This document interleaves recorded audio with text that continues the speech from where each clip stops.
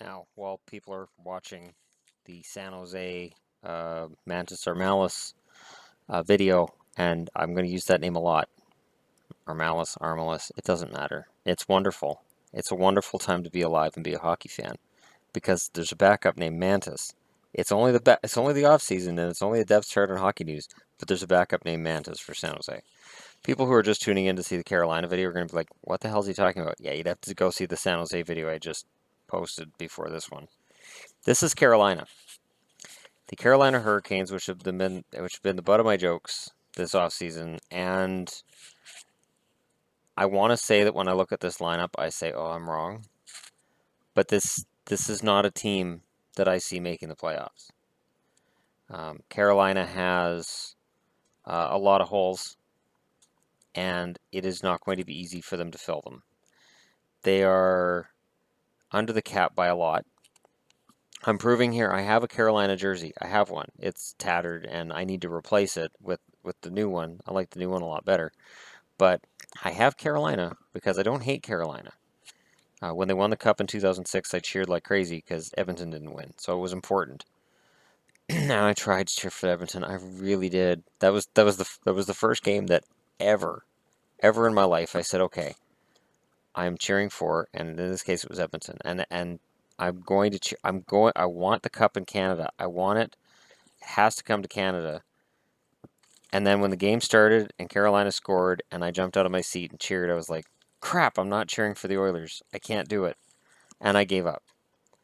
And then Rolison gets hurt, and Markkanen comes in and does what Markkanen does. He's an average, iffy goaltender who isn't a world beater, and that's what Edmonton needed because Cam Ward was on his game.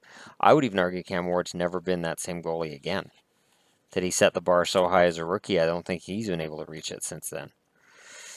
But that's where people would come in and go, well, it's the team in front of them. But anyways, Tugnut. the Tugnut kept great stats with bad teams. I must plug Ron Tugnut. Must. It is important to me. Tugger, if you're watching this, thank you. Thank you for being a goalie I can believe in. So yeah, Carolina. First line, Jeff Skinner, legitimate top six forward. Jordan Stahl. Yeah, you could swap out Victor Rask. You could swap out Elias Lundholm. Hell, you could argue Jay McClellan. But that's a rough middle of the ice. Rask got signed for 6 years, $4 million per. He's full value for that. He is absolutely full value for that. But Jordan Stahl is a first line center. And then completing the left side, now that I've screwed up my going line by line. Sebastian Aho, I have making the team on a second line because they got to have a rookie in there. Joachim Nordstrom and Brendan Bickle, or Brian Bickle. There is no Brendan Bickle. I don't know where that name came from. Brian Bickle on the fourth line.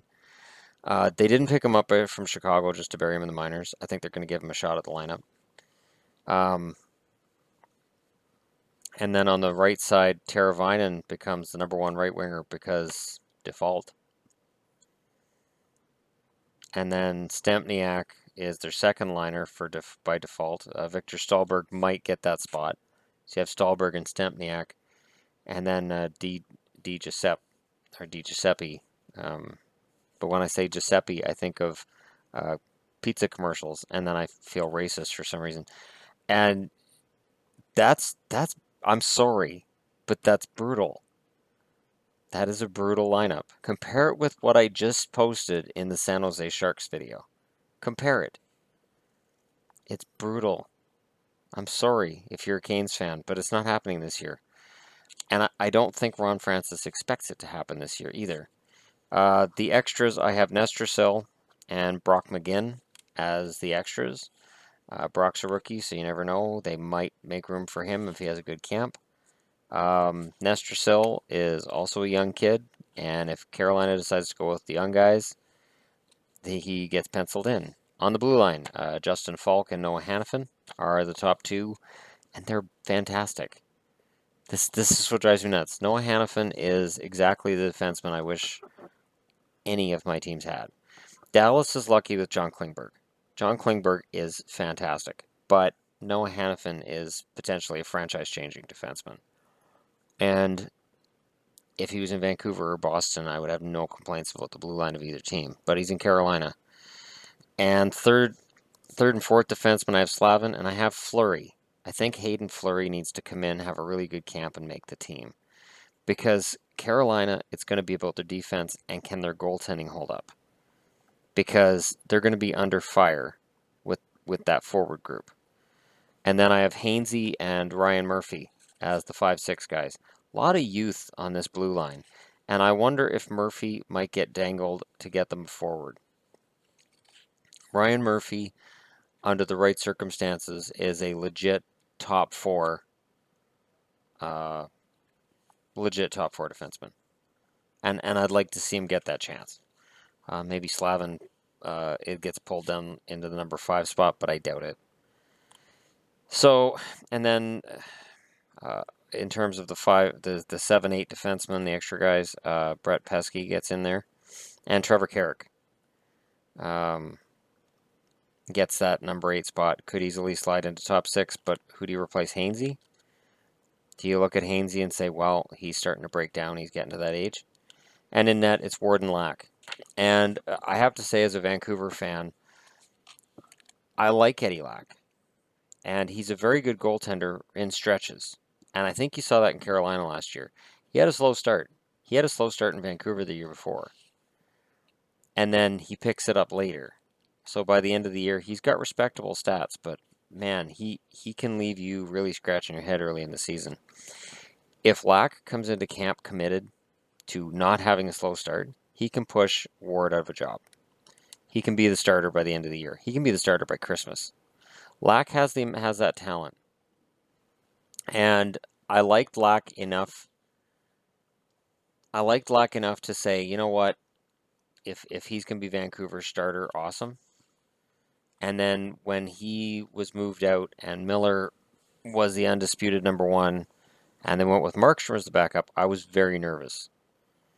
Because I felt that Lack and Markstrom, you're not going to make the playoffs anyways, go with Lack and Markstrom. That was my feeling going into last season.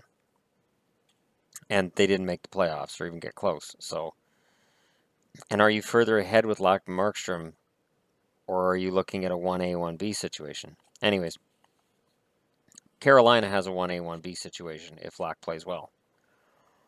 But I just don't, that forward group, just, my God. Teravainen was invisible for the Blackhawks in the playoffs. I think Teravainen is overrated. I really do. I think that he has a lot of potential, and that's what Carolina's banking on. But for Chicago to have got rid of him, I'm not surprised. He did not play up to snuff in the playoffs.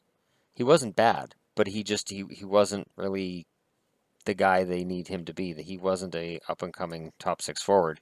And I think the emergence of Panarin kind of made Teravainen expendable. And I think the Blackhawks are always convinced that they can find somebody that's for free agency or trade to, add that element to get better. So if you're a Carolina fan, I want to give you good news, but when I look at that center of the ice and I see Rask, Stahl, Lindholm, and McClement, I mean, Lindholm has to make a huge stride this year. Rask has to continue his improvement, and Stahl has to be a third-line center. For Carolina to even have a shouting distance finish for the Stanley Cup playoffs, that's what has to happen. I will say this: I'm glad that Lee Stempniak and Jay McClement are on the same team right now, because every now and then I get the two of them mixed up, and I'm not sure what it is, but every now and then I'll get those two mixed up, and I'll think, wow, that's so McClement's. I'm thinking of Stempniak. So Stempniak. Oh, I'm thinking of McClement. I don't know why that is. There's sometimes cases where there's two players who have opposite careers, their names aren't similar, and yet I get them mixed up. And that's the case with McClement and Stempniak. Maybe they'll end up on the same line. That'd be fantastic.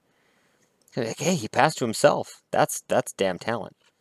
They're not related or anything. It's just weird.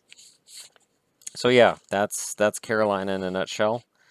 And if you're a Carolina fan, hey, I hope I'm wrong. I hope Hanifin becomes a fantastic defenseman right away. He's going to have to develop more, but with Justin Falk on the other side, he's in good hands. So I guess we'll see what happens. And I gotta get video 3 get going here, so I can talk a little bit about Vegas. And yeah, thanks for watching.